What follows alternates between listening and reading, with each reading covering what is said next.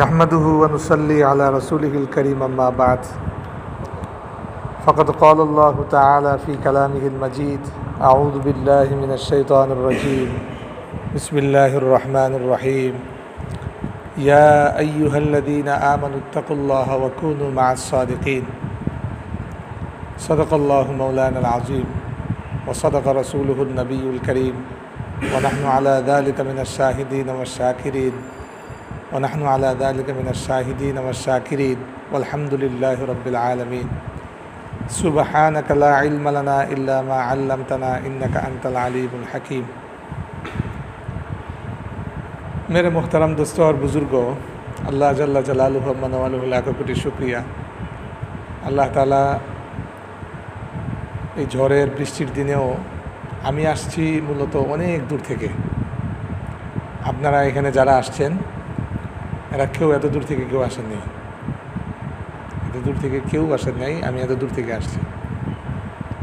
তো সেই হিসাবে কাছাকাছি যারা আসছেন, যে যতটুকু কষ্ট করে আসছেন, যতটুকু পায়ে হেঁটে যতটুকু দূরত্ব থেকে আসছেন এবং যতটা গুরুত্বপূর্ণ কাজ ফেলে আসছেন, আল্লাহ তাআলা তাকে সেই পরিমাণ দুনিয়া আখিরাত ভালো করে দেখ। সকলে বলেন আমিন। আসলে এটা বোঝা গেল যেই জিনিস দুনিয়াতে আমাদের কাছে গুরুত্ব কম, সেই সমস্ত জিনিসের সাথে এই ধরনের আচরণ করা হয়।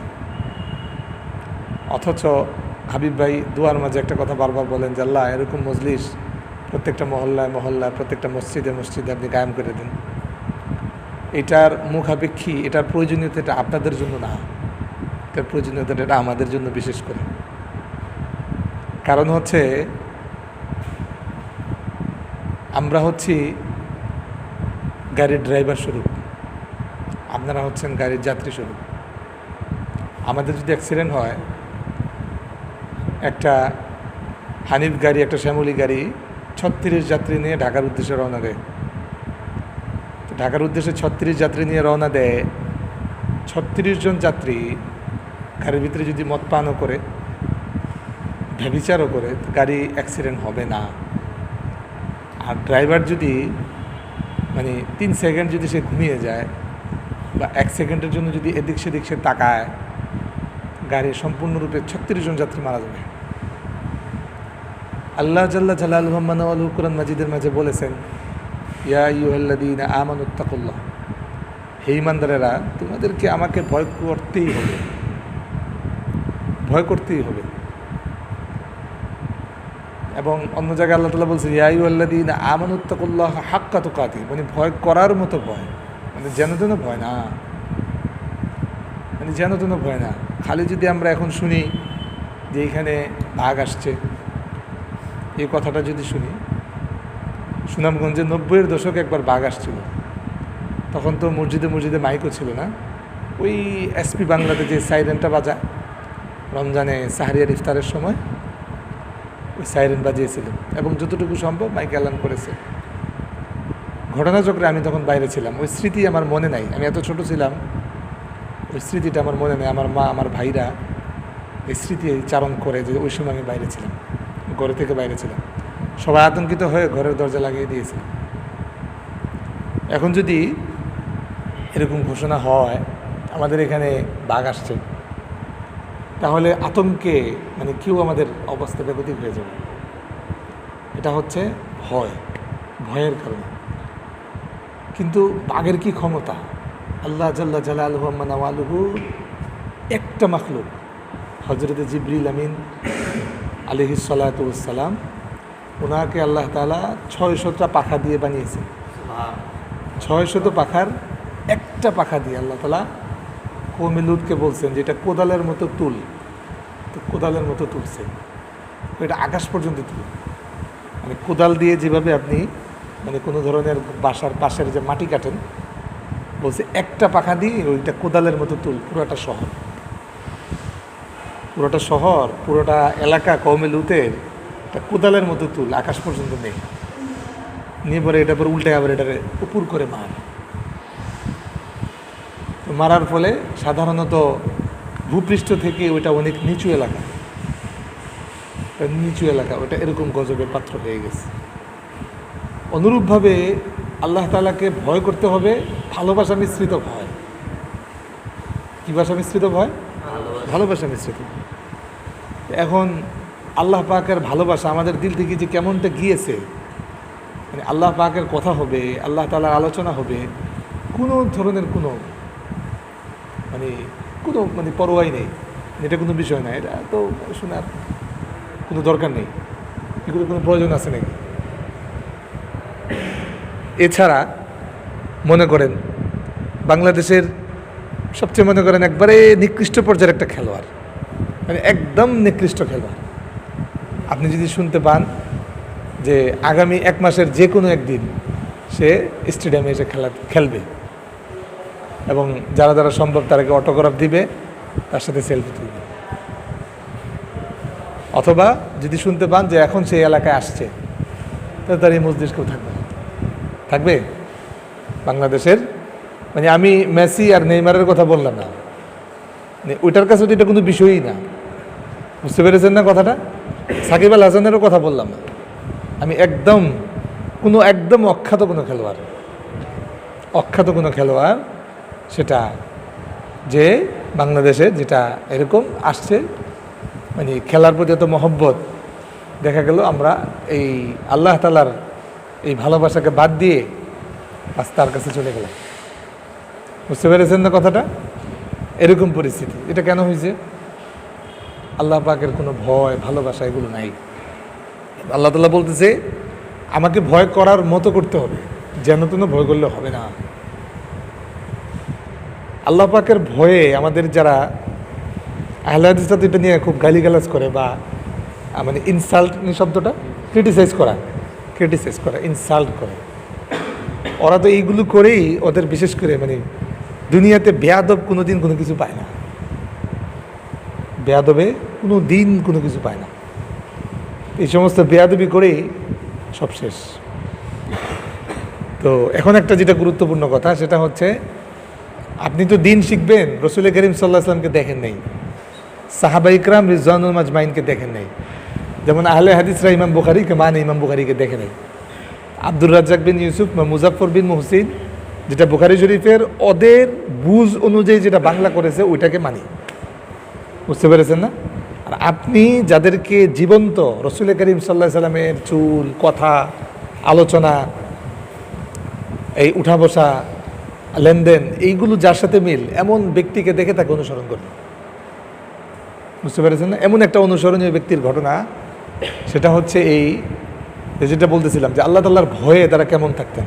আল্লাহ পাকের ভয়ে যে হযরত মাওলানা থানভী রহমতুল্লাহ আলাইহি আমাদের এই উপমহাদেশের সবচাইতে 2 জন বেশি কাজ করেছে, এর মধ্যে একজন হযরত মাওলানা আশরাফ আলী থানভী রহমতুল্লাহ আলাইহি, উনি আরেকজন হচ্ছে হযরত মাওলানা শাইখুল ইসলাম ওয়াল মুসলিমিন আয়াতুম মিন আয়াতি রাব্বিল আলামিন হুসাইন আহমদ মাদানী রহমতুল্লাহ আলাইহি। এই 2 জন হযরত মাওলানা থানভী রহমতুল্লাহ আলাইহির বিশিষ্ট খলিফা, ওনার নাম হচ্ছে শাহ আব্দুল গনি ফুলপুরি রহমতুল্লাহ আলাইহি। থানভী রহমতুল্লাহ আলাইহির খলিফা বাংলাদেশে ছিলেন 8 জন, মাদানী রহমতুল্লাহ আলাইহির বাংলাদেশে খলিফা ছিলেন প্রায় 60 জন প্রায়, আর থানভী রহমতুল্লাহ আলাইহির খলিফা ছিলেন বাংলাদেশে 8 জন। উনি মারা গিয়েছেন 1943 ইংরেজিতে। শাহ আব্দুল গনি ফুলপুরি রহমতুল্লাহ আলাইহি উনার ব্যাপারে থানভী রহমতুল্লাহ আলাইহির এক এক খলিফার ব্যাপারে এক এক ধরনের মন্তব্য করেছেন যে আমার এই খলিফা এমন। বাংলাদেশে বিশিষ্ট ওনার এক খলিফা ছিলেন হযরত মাওলানা মোহাম্মদুল্লাহ হাফিজ হুজুর রহমতুল্লাহ আলাইহি, ওনার ব্যাপারে উনি মন্তব্য করেছেন আমার এই খলিফা কম কথা বলে, কম ঘুমায়, কম খায়। বুঝতে পেরেছেন না? কেমন কম কথা বলে, কেমন কম ঘুমায়, কেমন কম খায়, যে সারা 24 ঘন্টায় দেখা যেত যে গোটা 24 ঘন্টা একটাও কথা বলে না, একটাও কথা বলে না। গোটা 24 ঘন্টা চলে গেছে, কোনো কথা বলিনি। গোটা 24 ঘন্টার মধ্যে হুজুরে ঘুমাইতেন সাধারণত 2 ঘন্টা। কখন ঘুমাইতেন? আমরা এশা পড়ছি 7:30 শেষ করে 8টায় শেষ হয়েছে এশা। হুজুরে এই 8টা থেকে নিয়ে 10টা পর্যন্ত ঘুমাইতেন, 2 ঘন্টা ঘুমাইতেন। 10টা থেকে যে নামাজ, এই 2 ঘন্টার মধ্যে হুজুরকে যারা দেখছেন, আমি দেখি নাই, হুজুরে মারা গেছেন আমার জন্মের কয়েক মাস আগে। আমার জন্ম 1987 ইংরেজিতে, হুজুর 27 ইংরেজিতেই মারা গিয়েছেন। তো বলা যেতে পারে হুজুরের দোয়ার বরকত আমি আমাদের বাসায় এই মহিলা কলেজ বাঁধনপাড়া যে আমাদের বাড়িটা আছে ওইখানে হুজুর আসছেন। তো হুজুরকে দেখছেন, আমার আব্বা তো আলহামদুলিল্লাহ দেখছেন, খেদমত করছেন, আমার আম্মাও খেদমত করছেন। তো হুজুরকে যারা দেখছেন তাদের বক্তব্য, হুজুরে ঘুমাইতেন যে 2 ঘন্টা, 2 ঘন্টার মধ্যে হুজুরে জিকির করতেন ঘুমের ভিতরে। যারা কাছে থাকতো তারাও এটা দেখতেন, ঘুমাইছে একদম গভীর ঘুম, আল্লাহ আল্লাহ আল্লাহ জিকির করতেছে একদম। তো এটা হুজুরে দেখতেন, এই ছিল হুজুরের অবস্থা। তো এর ব্যাপারে এরকম মন্তব্য করছেন। আর আল্লাহ পাকের ভয় কেমন ছিল তার ভিতরে, উনি ব্রাহ্মণবাড়িয়ার জামে এনেছে। এই ঘটনাগুলো শোনানোর উদ্দেশ্য হইল আপনারা এরকম হন, আপনাদের ভিতরে কেন এই চেতনা জাগে না, আপনাদের ভিতরে কেন সেই মানে খারাপ চলে আসলো যে এখন আপনার বাচ্চাকে আপনি মেসি বানাতে চান, আপনি নিজে সাকিব আল হাসান হতে চান, আপনি নিজে বলিউড হলিউডের নায়ক নায়িকাদের মতো চুল কাটেন, পোশাক পরেন, বা ওদের মতো আপনি এরকম স্বপ্ন লালন করেন। এটা কেন? এই জন্য এই ঘটনাগুলো শুনাইতেছি, কারণ ঘটনা মানুষের হৃদয়ে অনেক রেখাপাত করে। তো হুজুরে ব্রাহ্মণবাড়িয়ার মাদ্রাসা জামে ইউনিসিয়াতে প্রথম শিক্ষক হন। তো যেই বাসায় হুজুরের লজিং ছিলেন, জামে ইউনিসিয়াতে আমরা গিয়েছি অনেকবার, আমিও কিছুদিন ব্রাহ্মণবাড়িয়াতে পড়েছি। তো জামিয়া ইউনিসিয়া মাদ্রাসা পার হয়ে একটা উঁচা একটা ব্রিজ ছিল। হুজুরে গোটা রাস্তা দিয়ে যখন আসতেন, পুরা রাস্তা জিকির করতে, চক্ষু বন্ধ করে জিকির, কখন একটু তাকাইতেন, একটু বন্ধ করতেন, একটু তাকাইতেন, একটু বন্ধ করতেন, এভাবে জিকির করতে করতে করতে করতে রাস্তা দিয়ে আসতেন। আল্লাহ পাকের ভয়ে মানে প্রায় মাদ্রাসা যে কোন জায়গাটা ভুলে যেতেন, প্রায় ভুলে যেতেন। তো মাদ্রাসার পরে কিছু চা পান বিভিন্ন দোকান ছিল, ওই দোকানদাররা প্রায় হুজুরকে দেখে হাসতেন, বলতেন যে বুড়ার মনে হয় আজকে মিস্টেক হয়ে গেছে। এটা দেখে তারা হাসতেন। হুজুরের তো আর এই দুনিয়াতে উনি নাই, ওনার আর কোনো খবর নাই। উনি আল্লাহ পাকের ভয়ে জিকিরের মধ্যে আল্লাহ পাকের প্রেম ভালোবাসায় এতটা নিমজ্জিত। তো ওই যে উঁচা ব্রিজটা, ওইটা যখন পার হইতেন তখন হুজুরের চেতনা আসতো, আমি তো মাদ্রাসা অনেক আগে পার হয়ে গেছি, মাদ্রাসা পার হয়ে ভুল পথে চলে আসছি, এখন আমাকে পিছনে আবার ব্যাক করতে হবে। পরে আবার চক্ষু খুইলা একটু একটু করে গিয়ে পরে মাদ্রাসায় যেতেন, মাদ্রাসায় গিয়ে পড়াইতেন। পড়ানোর পরে উনি প্রায় থানভী রহমতুল্লাহর কাছে চিঠি লিখতেন, হুজুর আমি যে অযোগ্য মানুষ, আমার জন্য মাদ্রাসা থেকে বেতন খাওয়া জায়েজ হবে কিনা। আমাদের টেলিগ্রামে বয়ানটা অনেকে শুনে, তো এই জন্য এই কথাগুলো বলছি। থানভী রহমতুল্লাহ চিঠির উত্তর দিয়েছেন যে হ্যাঁ, তোমার মতো এরকম যে বেতন নেওয়া অযোগ্য মনে করে তার জন্য বেতন নেওয়া জায়েজ, এটা লিখে দিয়েছেন। পরে উনি বেতন নিতেন। তৎকালীন সময়ের বেতন 20 টাকা 30 টাকা ছিল আর কি, সর্বোচ্চ বেতন এটা ছিল, ওইটা পাইতেন। এটা ব্রিটিশ পিরিয়ডের কথা বলছি আর কি। তো পরে এটা হয়তো অবস্থা, তখন থানভী রহমতুল্লাহ আলী উনাকে 2 বার, এই যে আমাদের যে আমরা এখানে মূলত আসছি, আমরা তো বলছিলাম যে বিমান এখন স্টাডি দিতে পারিনি, কারণ এটা তো সূচনাই করতে পারতেছি না আপনাদের কোনো ধরনের সহযোগিতা, কারণ সব কাজ এখানে আপনাদের নেই, বুঝতে পেরেছেন না? দুনিয়ার সমস্ত কাজ এটা আপনাদের জন্য। আল্লাহ তাআলাই বলে দিয়েছে, ইন্না জাআলনা মা আলাল আরদি যিনাতাল লাহা লিনাবলুয়াকুম আইয়ুকুম আহসানু আমালা। আমি এই দুনিয়ার সব কিছু বানাইছি মানুষের সৌন্দর্যের জন্য, সব কিছু সৌন্দর্য স্বরূপ বানাইছি। কেন? আমি এখানে মানুষের পরীক্ষা করব। এখানে কি করবে? মানুষকে সব কিছু দিয়ে পরীক্ষা করবে। আর এখন বর্তমানে সবচেয়ে বড় পরীক্ষার বিষয় হচ্ছে মোবাইল। মানে কে কে হাতে মোবাইল নিল? আপনি রাস্তা দিয়ে হাঁটবেন, একটা মেয়ের সামনে দিয়ে যাচ্ছে আপনার পরীক্ষা, রাস্তা দিয়ে হাঁটলেন, আপনি একটা সাইনবোর্ড দেখলেন এখানে লাগানো যে LLB-তে অনার্স মাস্টার্স, তাহলে আপনার জীবনে একটা জাগলো যে আপনি এরকম আমার মতো বড় উকিল হইবেন, আপনি মানুষদেরকে মাইনে টাকা খাইবেন। আটু সামনে গেলেন যে ব্যাংকার, আপনি চিন্তা করলেন বড় অফিসার হইবেন। এই আপনি সব পরীক্ষা। আটু সামনে গেলেন, দেখলেন বিশাল বড় 5 তলা বাড়ি, আমারও একটা বাড়ি করতে হবে, আপনি পরীক্ষায় পড়ে গেলেন। বুঝতে পেরেছেন না কথাটা? তো এই জন্য মেরে মোহতারাম দোস্তার বুজুর্গ যেটা বলছিলাম, থানভী রহমতুল্লাহ আলাইহি, তো আমরা মূলত যেটা এখানে বসছি, আমাদের প্রত্যেকের হালাত এটা শোনানো, এবং আমাদের মানে এটা শুধু মানে আপনারা তো আসছেন মাত্র ঘন্টাখানিকের জন্য, ঘন্টার থেকে একটু দেরি হইলে অনেক ধরনের কমপ্লেন, অথচ আমি ব্যক্তিগতভাবে মানে 40 দিন তো কতবার যে লাগাইছি এটা হিসাব ছাড়া, মানে চুপচাপ, কারোর সাথে কোনো সম্পর্ক নাই, মোবাইল টোবাইল তো পরের বিষয়, মানে সব কিছু বাদ দিয়া মানে কতভাবে যে লাগাইছি এটা হিসাব ছাড়া। আর মাসভিত্তিক আমরা যাইতাম বৃহস্পতিবার বিকালবেলা যাইতাম, রওনা তো হইতাম অনেক আগে, ঢাকার কারণ যানজট, ঢাকার যানজট তো মারাত্মক যানজট। বৃহস্পতিবার বিকালবেলা খানকাহে শায়েখের কাছে যাইতাম, অনেক আগে রওনা হইতাম, রওনা হয়ে যাইতাম বিকালে গিয়ে শায়েখদের সাথে দেখা করতাম, দেখা করে সারা রাত ইবাদত করে সকালবেলা একদম এশরাক পড়ে করে বয়ান শুনে এশরাক পড়ে পরবর্তীতে শায়েখ থেকে বিদায় নিয়ে পরে ছুটি, প্রায় 10টার দিকে ছুটি। এটা হইল আপনার মাসিক কোর্স এটা।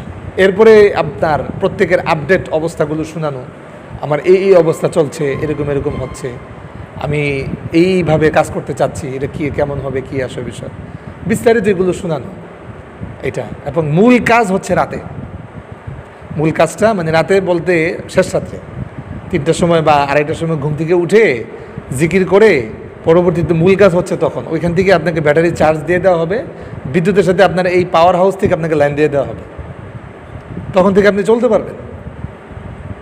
আপনারা তো স্কুলে ভর্তি হইতেই প্রস্তুত না, মানে এটা কিন্তু শুনলেনই না।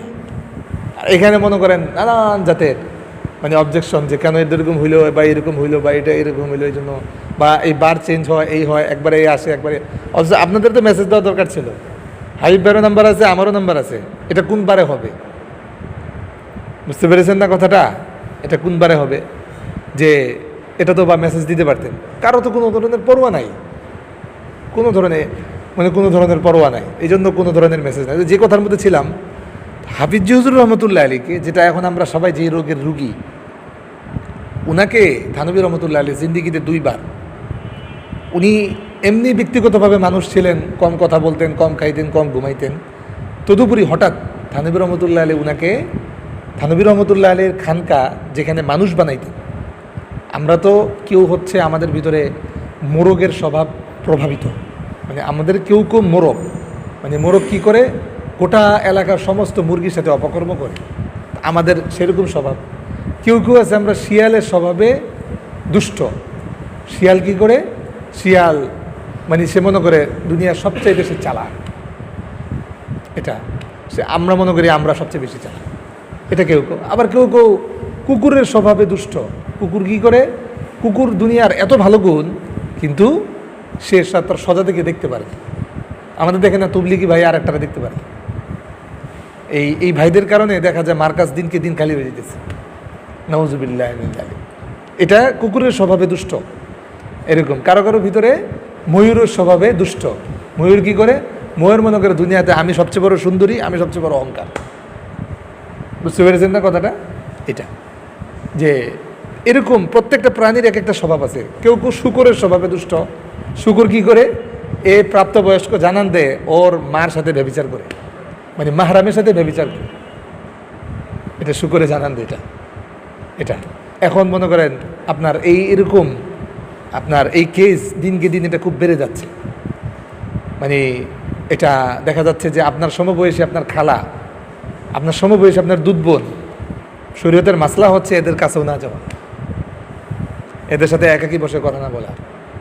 আর তো বোন ভাবি এগুলো তো বহুত দূর কি বাত, এগুলো তো বহুত দূরের বিষয়।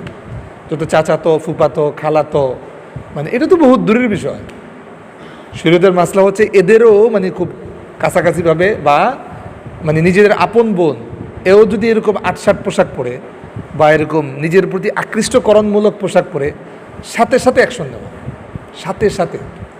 সুনামগঞ্জ পৌর শহরে হিন্দুরা তো এই অপকর্ম ব্যাপকভাবে ঘটায়। ওদের তো নিয়ম হচ্ছে যে ওদের যেখানে রক্তের ছিটা ওইখানে বিয়ে হারাম, কিন্তু নিজের দেখা যাচ্ছে আপন বোনদের সাথে অপকর্ম করতেছে হিন্দুরা ব্যাপকভাবে। এবং আপনাদের দোস্ত এরকম আছে, ওরা এসে আপনাদের সাথে এটা শেয়ার করে, যার ফলে আপনাদের ভিতরে জিনিসটা তো একটা ভাইরাসমূলক, তখন আপনাদের ভিতরে এটা মানে পালস শুরু হয়ে যায়। নাউজুবিল্লাহ। এটা এই জন্য মেরে মোহতারাম দোস্ত আর বুজুর্গ, যেটা বলতেছিলাম যে কেউ একবারে নিকৃষ্ট প্রাণী যেটা শূকর, এটা স্বভাবেও দুষ্ট। আমাদের ভিতরে মানে প্রত্যেকের ভিতরে রোগ একরকম না, এক একজনের রোগ এক এক রকম। শায়েকরা বসে মানে যারা এই অন্তরের ডাক্তার হন, এরা বসে প্রত্যেকটা রোগের তারা এইগুলো আলহামদুলিল্লাহ মানে কাটিয়েই তারা ডাক্তার হয়েছে। তারা এইগুলো সব রোগ একটা একটা করে কাটে সবগুলি। কথা হইলো আপনার যেভাবে ওই ডাক্তারের কাছে সব কিছু খুলে বলেন এবং চিকিৎসা গ্রহণ করেন, এই শায়েক থেকে ওইভাবে ডাক্তারের কাছে খুলে চিকিৎসা গ্রহণ করতে হবে। এটা হইলো কথা। ওরা আসতে বলেন। তো এই জন্য মেরে মুহতারাম দোস্ত আর বুজুর্গ, যেটা বলতেছিলাম যে আমরা এক এক রোগে দুষ্ট। তো থানভী রহমতুল্লাহ আলী ওনার এক বিশিষ্ট খলিফা যখন খেলাফত দেন নাই, ওনাকে বলতেছেন যে মোহাম্মদুল্লাহ তোমার ভিতরে অহংকার আছে। উনি তো এমনি নরম হৃদয়ের মানুষ, উনি সাথে সাথে কেঁদে দিয়েছেন, খুব কাঁদছেন। কান্দা হুজুরে জিজ্ঞাসা করছেন, হুজুর তাহলে আমি এখন কী করবো? তুমি একটা কাজ করবা, খানকাহে যারা আপনার এখানে যারা আসছেন, আমরা এখন তো খানকার নামই দিতে পারিনি, কারণ আমাদের কোনো মানুষই নাই, তো খানকার নাম আর কি দিব? কথা বুঝতে পারছেন না কথা? এরকম যেমন ডাক্তার আপনারা জিজ্ঞাসা করছে, বাবু তোমার কি সমস্যা, স্বপ্নে কি আবল তাবল কিছু দেখো? দূর, আমি ঘুমিয়ে হয় না, স্বপ্ন আবার কিসের? বুঝতে পেরেছেন না? বা সাতকে গেলেন, তুই কোন গ্রুপ, জল্লিন গ্রুপ না দল্লিন গ্রুপ? আমি নামাজি করি না। তা আমরা খানকার নাম দিব কি? খানকার কোনো মুড়ি দিন, তো খানকার আর কি নাম দিব? তো উনাকে বলতেছিলেন থানভী রহমতুল্লাহ আলী যে তোমার ভিতরে অহংকার আছে। তখন উনি বললেন, উনি সাথে সাথে হুজুর আমি কী করবো? তখন বলতেছেন যে আমার খানকার মধ্যে যারা আসে তাদের সকলের জুতা সুজা করবা, এবং উনার খানকার মধ্যে দুইজন একত্রিত হয়ে কথা বলা নিষেধ। কেউ কারো একত্রিত হয়ে কথা বলতে পারবে না। প্রত্যেকের জন্য ছোট ছোট রুম আছে, অথবা রুম ভরে গেলে বাইরে, এটা সব জায়গায় আমরা যে মেহনত করছি ওই সিস্টেম ওইটাই হয়, রুম না হলে এক্সট্রা পর্দা। মানে মনে করেন এটা পুরাটা বড় হল রুম, এখানের মধ্যে ওই এরকম আংটা লাগানো আছে, দড়ি দেওয়া আছে, ওই দড়ি দিয়ে বা পর্দা দিয়ে রুম বানানো ছোট ছোট। রুমের ভিতরে প্রত্যেকের যে সবক দেওয়া আছে, কাজ চলতেছে, কেউ কারো কোনো দেখা দেখি নেই। আপনি আপনার পাশের জন বসে এরকম চিৎকার, ওটা আপনাদের মানে এটা কি বলে, এটা ইনসাল্ট করার জন্য না, মানে তারা যে চিৎকার দিতেছে এটা ভিতর থেকে আসতেছে ওরকম, বা হেয় প্রতিপন্ন করার জন্য না, বা লোক দেখানোর জন্য না, বা এটা কেউ দেখে না। এরকম যদি কেউ করে তার ভিতর তো মানে সারখার হয়ে যাবে, মানে আল্লাহ তাআলার সাথে মস্কারি করলে, মানে এটা চরম পর্যায়ের বেয়াদবি। বেয়াদব সে কোনো দিন কোনো কিছু পায় না। বেয়াদব সব কিছু থেকে মাহরুম হয়। বেয়াদব সব কিছু থেকে মাহরুম হয়। দুনিয়াতে যে যত কিছু পাইছে সব কিছু আদবের কারণে। চূড়ান্ত পর্যায়ের যার যত বেশি আদব, সে তত বড় হইতে পারছে। এটা মানে সে নাস্তিক হোক, আস্তিক হোক বলেন, মানে খেলোয়াড় হোক, যেটা বলেন, দুনিয়াতে সবচাইতে বড় খেলোয়াড় যদি বলেন মেসিরে, ও দেখবেন চূড়ান্ত পর্যায়ের আদবওয়ালা। দুনিয়ার যে কোনো মানুষ একবারে চূড়ান্ত পর্যায়ের যে বড় যাকে দেখবেন, সে তত বড় পর্যায়ের আদবওয়ালা।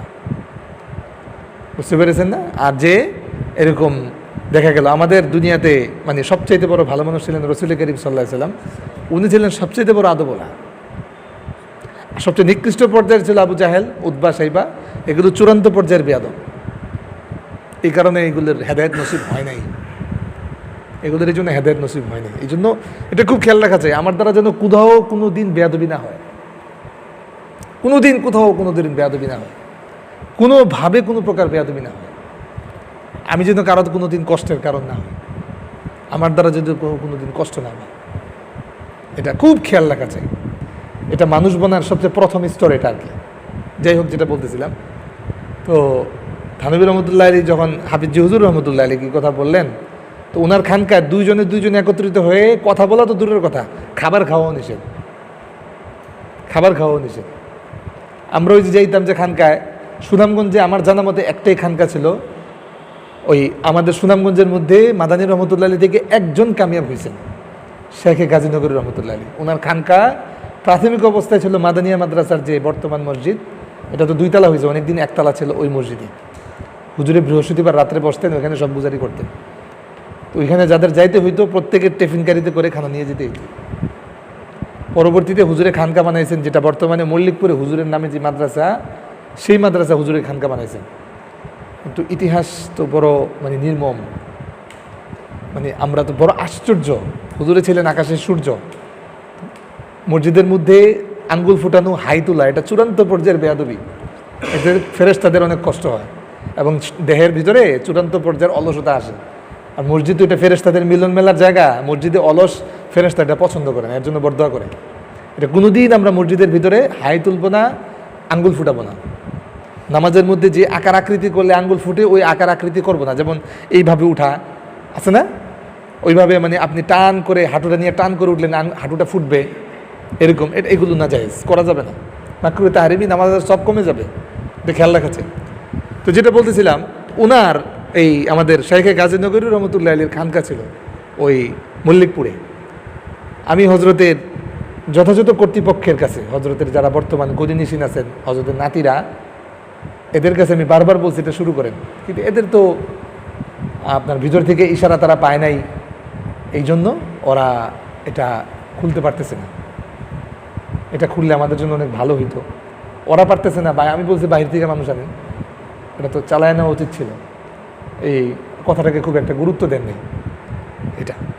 তো এখানে যাদের যাইতে হইতো প্রত্যেকে টিফিন গাড়িতে নিয়ে খানা নিয়ে যেতে হইতো। তো থানভী রহমতুল্লাহ আলীর খানকায় যারা যাইতেন প্রত্যেকের খানা নিজের ব্যবস্থা করতে হইতো। তো কারো যদি খানা নাই, তো দুইজনে একসাথে খাবেন, তো দুইজনে দরখাস্ত দিতে হইতো হুজুরের কাছে, হুজুর আমরা দুইজন একসাথে বসে খানা খাবো। হুজুর এটা যাচাই বাছাই করে এটা রাইট দিতেন যে এরা দুইজন একসাথে খাবে। না হয় দুইজনে একত্রিত হওয়ার কোনো সিস্টেম নেই, দুইজন হইলেই গুনাহ, গিবত, শেকায়েত, সময় নষ্ট, এরকম মিথ্যা অপবাদ, এরকম বাস চলছে তো চলছে। তো যেহেতু কারোর সাথে কোনো কথা নাই, প্রত্যেকে আমলে ব্যস্ত, তো তাদের কাপড় হাফিজ হুজুর রহমতুল্লাহ আলী ধুয়ে দিতেন। এটা ছিল একটা দায়িত্ব।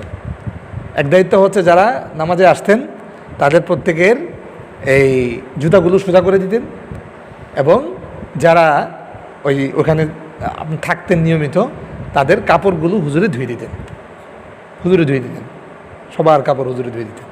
এটা করতেন।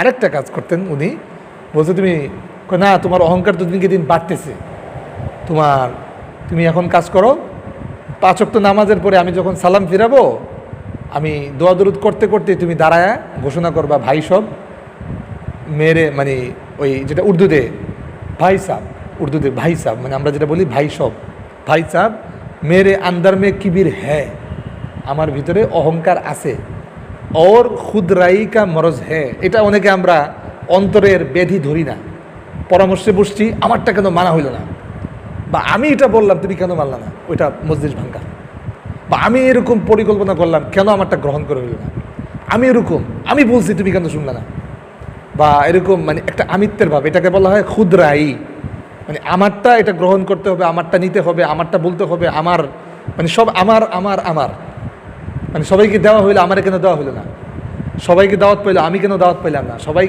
কাছে গেছো আমাকে কেন ফোন দেওয়া হইলো, মানে এটা অন্তরের একটা ভয়াবহ ব্যাধি। তো উনি দুইটা একসাথে দুইটা ব্যাধি জমা হয়ে গেছে। একটা হচ্ছে কিবির, যেটার দ্বারা শয়তান হয়েছে, শয়তান তো ব্যভিচার আর সমকামিতা করে শয়তান হয়নি, শয়তান অহংকার করে শয়তান হয়েছে। তো শয়তান ওই তখন উনি বলতেছে মেরে আন্দার মে কিবির ওর খুদ রাইকা মরজ হ্যাঁ, আমার ভিতরে অহংকার, এবং এটাকে বাংলায় বলা হয় খুব কঠিন একটা শব্দ, আত্মম্ভরিতা, মানে আমি আমি আমি আমি আমি সর্বক্ষেত্রে আমার, এরকম মানে উনার বাড়ির এরকম 3 তলা হয়ে গেছে, আমারটা কেন 3 তলা হইল না, উনি সরকার থেকে এটা পেয়ে ফেললো আমি কেন পাইলাম না, মানে সর্বক্ষেত্রেই মানে একটা আমিত্ব এটা। তো এটা খুব ভয়াবহ রোগ। তো উনি বলতেছে ভাই সব মেরে अंदर में किबीर और खुदराई का मर्ज है, आप सब हजरात मेरे लिए खूब खूब अल्लाह के पास दुआ करें, अल्लाह पाक मेरे अंदर से ये মানে কলব কি মরজ জলদি সে জলদি দূর कर दे। আপনারা সকলেই আল্লাহ পাকের দরবারে এখন দোয়া করেন, আল্লাহ পাক যেন খুব দ্রুত আমার অন্তর থেকে এই 2টা রোগ যেন বের করে দেন। এটা উনি দীর্ঘ অনেক দিন উনি ঘোষণা করেছেন পরে। তো এই ঘটনা হচ্ছে 1900 মানে আপনার হুজুর তো ছিলেন ওইখানে 21 ইংরেজি সন থেকে নিয়ে প্রায় 30 ইংরেজি সন পর্যন্ত হুজুর হিন্দুস্তানে হুজুরের খানকায় ছিলেন প্রায়। পরে 31 ইংরেজি সনের দিকে 1931 ইংরেজি সনের হুজুর চলে আসছেন এখানে ইয়েতে জামিয়া নিউসিয়া, ওইখানে 33 ইংরেজি সনে হুজুরের খেলাফত পান। খেলাফত পাওয়ার আবার কিছুদিন আগে হজরতের কাছে চিঠি আসছে, কারণ আপনি তো কালেকশন লাগায় আসছেন, হার্ট কানেকশন, বুঝতে পারছেন না? এখন খালি চিঠি লেখলেই হবে, আর কিচ্ছু লাগে না, কাজ চলতে গেছে। আঁখি আঁখি আঁখ মিলানা ইশারা আছে কাম হে, দিল মে খুশি লব মে হাসি আশেকু কা কাম হে।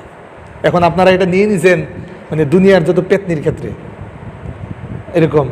হ্যাঁ, তো ওনারা মনে করেন সুদূর হিন্দুস্তান আর সুদূর বাংলাদেশ, দুই জায়গার প্রায় শত শত মাইল দূরে এরকম দেখা দিতেছে, এই দূরত্বের মধ্যে আছে কিন্তু কাজ চলতেছে দিলে দিলে, মানে খুব ভালোভাবে সবক আদায় করতেছে, পাই টু পাই সমস্ত কাজগুলো উনি করে যাচ্ছেন। হঠাৎ একদিন চিঠি পাঠাইছে, মোহাম্মদুল্লাহ তেরে আন্দার মে ওর, মানে আরেকবার ওই কিবির আর ক্ষুদ্রাহিকা মরজ আগাই, তোমার ভিতরে আবার কিবির এবং ক্ষুদ্র। উনি তো হুজুরের চিঠি পড়ে তো কাঁদতে কাঁদতে শেষ। তো এখন আবার হুজুরে লিখে দিয়েছেন, তু জলদি সে জলদি যে যাহা তু পড়ায় ওহা কে মসজিদ মে ফের এলান করনে লাগে, তুমি যেখানে পড়াও সেই মসজিদের মধ্যে আবার এই এলান করতে থাকো, যেটা তুমি থানা ভবনে করতা। এখন তুই মসজিদ জামিয়া নিসার মসজিদে আমরা বহুবার নামাজ পড়ছি, বিশাল বড় মসজিদ। তো আপনারা যেরকম এই জিকিরের মজলিসে পয়সা, ওই বিশেষ করে মুরাকাবার মজলিসে পয়সা হাসাহাসি করেন, ওইটার মধ্যেও ওই নামাজে যারা পিচ্ছি পিচ্ছি ছিল এরা স্মৃতিচারণা করছে। ওই মাদ্রাসায় আমার মাও লেখাপড়া করছেন। আমার মা মামুনুল হক সাহেবের আপন চাচাতো বোন, মামুনুল হক সাহেবের বাবা ওই মাদ্রাসায় পড়ছেন। হযরত মাওলানা শেখুল হাদিস আল্লামা আজিজুল্লাহ রহমতুল্লাহ আলীর প্রথম মাদ্রাসা ওইটা। আমার আম্মার বাবা হচ্ছে শেখুল হাদিস সাহেবের আপন বড় ভাই, আমার নানা ওই মাদ্রাসায় পড়ছেন। আর শেখুল হাদিস সাহেবের বাবা, আমার নানার বাবা ওই জামিয়া নিসের খুব কাছেই বড় ব্যবসা করতেন, হিন্দুস্তান থেকে মাল এনে বড় ব্যবসা করতেন। তো আমার আম্মা সেই সুবাদে ওই মাদ্রাসায় পড়ছেন আমার আম্মা। তো ওইখানে ওই পিচ্চিরা নামাজের পরে, পিচ্চি মানুষ তো আপনাদের মতো ক্রিটিসাইজ করতো না, কারণ তখন এর পিচ্চিরাও ভদ্র ছিল। এরা পিচ্চিরা নামাজের মধ্যে আইসা নামাজ মানে সালাম আর কি ফিরাইতো, সালাম মোটামুটি খালি এমনি ইমাম সাহেব ডান দিকে ফিরাইছে, ওরা একা একা বাম দিকে ফিরে বাইবা দাঁড়ায় যেত। দাঁড়ায় মুরব্বীর মানে আপনার অত্যন্ত নূরওয়ালা চেহারা দেখতে চেত, আর মুরব্বী কান্দা কাইটটা আবার দাঁড়ায় সেম ঘোষণা করতেছে যে ভাই সব, তখন বাংলা বলতো যে আমার ভিতরে এই কিবির আর ক্ষুদ্রাই মানে এবং ক্ষুদ্রাইর ব্যাধি আছে, আপনারা সকলে আমার জন্য দোয়া করবেন, আল্লাহ তাআলা যদি এটা বের করে দেন, আপনারা সকলে আমার জন্য দোয়া করবেন। এইটাই ভাবে বলতেন, বইলে আবার কাঁদতে কাঁদতে বসতেন। এই দৃশ্যটা পিচ্চিরা দাঁড়ায় দাঁড়ায় দেখতেন, আর আপনারা এখানে বসে জিকিরের মধ্যে বসে আসেন। আল্লাহ পাক কী রাগ হবেন আপনাদের উপরে চিন্তা করেন, মরার আগে কালিমা নসিব হবে কিনা চিন্তা করা দরকার, ভয়াবহ পরিস্থিতি। এই জন্য মেরে মোহতারাম দোস্তার বুজুর্গ যেটা বলছিলাম, আমাদের প্রত্যেকের কেউ কুকুরের স্বভাবে দুষ্ট, কেউ মোরগের স্বভাবে দুষ্ট, কেউ আপনার মানে কুকুরের আরেকটা স্বভাব আছে, কুকুর তো স্বজাতির প্রতি আপনার ওই বললাম যে সে ই করে, আবার কুকুরে এই যে ভাদ্র মাস গেল মানে আপনার 10টা কুকুর একটা কুত্তির পিছনে লাগে, লাগালাগি করে তো একটা কুত্তির সাথে একটা কুত্তা, বাদ বাকি 9টা দাঁড়ায় দেখে, বাদ বাকি 9টা দাঁড়ায় কী করে দেখে। এইটা এই পর্ন, এই আপনার যত বিবস্ত্র ছবি এবং এইগুলোকে ভিডিও করা বা কোনো জায়গায় এরকম দেখতে পেলো ছেলে মেয়ে এরকম মানে করতেছে, ওইখানে তো আল্লাহ তাআলা যে কোনো মুহূর্তে ধসাই দিবেন। ওই জায়গায় খুব দ্রুত যদি সম্ভব থাকে, নিজের শক্তি থাকে, এদেরকে মানে ভাগায় দেওয়া, আপনার পৃথক করে দেওয়া, না হয় মনে করেন খুব দ্রুত এখান থেকে মানে যথাযথ কর্তৃপক্ষের 999-এ ফোন দেওয়া, যদিও 999 এখন ফোন দিলে আইসা আপনাকে অ্যারেস্ট করবে, অবস্থা তো খুব ব্যাগতিক মানে এরকম। তো এরকম মানে আপনার এলাকার যেখানে বললে এটা ভালোভাবে এদের বিরুদ্ধে অ্যাকশন হবে ওরকমভাবেই করা, কিন্তু আমাদের সেই স্বভাব, আমরা এটা ভোগ করি, নিজে করতে পারি না, কিন্তু নিজে সেটাকে দেখা যাচ্ছে যে ওইগুলো আমরা দেখে খুব মজা পাই। নাউজুবিল্লাহ মিন যালিক। এটা এক এক ধরনের রোগ আমাদের এক এক ভিতরে। এই জন্য বলতেছিলাম, পরবর্তীতে আলহামদুলিল্লাহ করার পরে উনি আপনার একজন সাথে হজে যাবেন, তো খুব সম্ভব ওনার হজের অনেক টাকা ওই লোকটা দিয়েছেন। ওই লোকটা দেওয়ার ফলে তো এখন ওই লোক যেহেতু টাকা দিয়েছেন অনেক টাকা, তখন ওনাকে খুশি করার জন্য বলছে চলো তোমারে আমাদের থানভী সাহেবের কাছে, আমাদের বিশ্ববিখ্যাত অলি, ওনার সাথে তোমাকে দেখা করে নিয়ে আসে। 1933 ইংরেজির ঘটনা। পরে ওনাকে হজ থেকে ফেরার পথে ওই থানা ভবন এই থানভী রহমতুল্লাহ আলীর খানকায় নিয়ে গেছেন। নেওয়ার পরে বাস থানভী রহমতুল্লাহ আলী ওনাকে দেখে বাস বললো যে আমি তোমাকে খেলাফত দিয়ে দিলাম। খেলাফত দিয়ে দিয়েছেন উনি। পরে খেলাফত নিয়ে আইসা বাংলাদেশে আলহামদুলিল্লাহ অনেক কাজ করছেন। বর্তমানে হজরতের বিশিষ্ট খলিফা বিছনায় বলা যেতে পারে হযরত মাওলানা প্রফেসর হামিদুর রহমান সাহেব, খুব উচ্চাঙ্গের ওলিয়ে কামেল, উত্তরার হজরত নামে ঢাকা পরিচিত, দীর্ঘদিন জিহ্বার ব্যাধিতে আক্রান্ত। আমরা দীর্ঘদিন হজরতের মজলিসে বসতাম। যখন হজরতের সুস্থ তাগড়া, তখন আমরা হজরতের বয়ান শুনতাম এবং হজরত থেকে আলহামদুলিল্লাহ অনেক সোহবত চেষ্টা করেছি, উঠিয়েছি আলহামদুলিল্লাহ। দীর্ঘদিন হজরতের জিহ্বার মধ্যে মারাত্মক পর্যায়ের ফোড়া হয়েছেন, এই জন্য কথা বলতে পারেন না, দীর্ঘদিন বিছানায় আছেন। উনি আছেন, আরও খুব কম সংখ্যক, খুবই কম সংখ্যক, আমার জানা মতে আর কয়েকজন আছেন আমার জানা নেই, খুব কম সংখ্যক কয়েকজন জীবিত আছেন হজরতের খলিফা। এই হচ্ছে অবস্থা। তো যেটা বলতেছিলাম যে, এবং শাহ আব্দুল গনি ফুলপুরি রহমতুল্লাহ আলী, উনার ব্যাপারে থানভী রহমতুল্লাহ আলী যেটা মন্তব্য করেছেন সেটা হচ্ছে এই যে উনি আল্লাহ পাকের ভয়ে মানে চলতেন, মানে হজরতের শব্দ হইল মানে চলতা হে আরশ পর রাহতা, চলতা হে ফরশ পর রাহতা হে আরশ পর, এটা থানভী রহমতুল্লাহ শব্দ। মানে মানে আব্দুল গনি, শাহ আব্দুল গনি ফুলপুরি রহমতুল্লাহ আলী উনি চলতেন এই জমিনের বিছানায়, কিন্তু আল্লাহ পাকের ভয়ে প্রেম ভালোবাসায় থাকতেন হচ্ছে আল্লাহ পাকের আরশে। বুঝতে পারছেন না কথাটা? আপনাদের যেরকম অবস্থা, আপনারা হয়ে গেছেন কোনটা, মানে এই মানে টিপতে টিপতে টিপতে টিপতে মানে আসেন হচ্ছে জমিনের উপরে, কিন্তু মানে চলতেছেন জমিনের উপরে, কিন্তু চলে গেছেন সাতবক জাহান্নামের নিচে। এটা আপনাদের অবস্থা না? আসেন না আপনারা হাঁটতে হাঁটতে এরকম করেন না? কেউ কেউ হাঁটতে হাঁটতে মানে যেটা মেসেজ দিতেছে আপনার যে পেতনি, তুই তাড়াতাড়ি কোন জায়গায় আসো, এখন তো রুম ভাড়া করছি, বা এরকম ওই রুমের মধ্যে আসি, এরকম, বা বাসায় আমু নাই, বাসায় একা আছি, তুই তাড়াতাড়ি আয়। এটা যে বললো, আপনি বাস তাড়াতাড়ি মেসেজের উত্তর দিতেছেন, আপনি আছেন কোথায়? মানে চলতেছেন জমিনের উপরে, কিন্তু চলে গেছেন সাতবক মানে আপনার জাহান্নামের অতল গহ্বরে। আমাদের অবস্থা হয়ে গেছে এটা। আর ওনার অবস্থা হচ্ছে চলতেছেন জমিনের উপরে, কিন্তু রয়েছেন কোথায়? আল্লাহ পাকের আরশ মহল্লায়। আল্লাহ পাকের আরশ মহল্লায় থাকছে, এটার কিছু দলিল দরকার না? তো উনি দুনিয়ার কোনো খোঁজখবর ছিল না, ওনার কোনো বাচ্চা কাচ্চা ছিল না, বাচ্চা কাচ্চা ছিল না, ফলে ওনার সামান্য কিছু জায়গা, 8% জায়গা, এই আপনারা এখানে হাবিব ভাইয়ের মুখে অনেক শুনছেন, বা অনেক গ্রুপে অনেকগুলো বয়ান ছাড়ে। আমাদের বিশিষ্ট বাংলাদেশের যে পীর আছেন সুনামগঞ্জে, খুব সম্ভব আমার জানা মতে একবারই মনে হয় আসছিলেন, হযরত মাওলানা শাহ আব্দুল মতিন বিন হুসাইন সাহেব। কথা বলা বলি, হযরত মাওলানা, আপনি এদিকে আসেন, এদিকে আসেন। হযরত মাওলানা শাহ আব্দুল মতিন বিন হুসাইন, শাহ আব্দুল মতিন বিন হুসাইন, উনার পীর হচ্ছে হযরত মাওলানা শাহ হাকিম মোহাম্মদ আখতার, পাকিস্তান গুলশানে আখতার এলাকায় ওনার বাসা, ওইখানে উনার পীর ছিলেন হযরত মাওলানা শাহ আব্দুল গনি ফুলপুরি রহমতুল্লাহ। শাহ হাকিম মোহাম্মদ আখতার শাহ আব্দুল গনি ফুলপুরি দিকে খেলাফত পান নাই, কামিয়াব হইতে পারেন নাই। শাহ আব্দুল গনি ফুলপুরি খুব কঠোর মানুষ ছিলেন, এই জন্য শাহ হাকিম মোহাম্মদ আখতার সাহেব কামিয়াব হতে পারেন, ওনার কাছ থেকে খেলাফত পান নাই।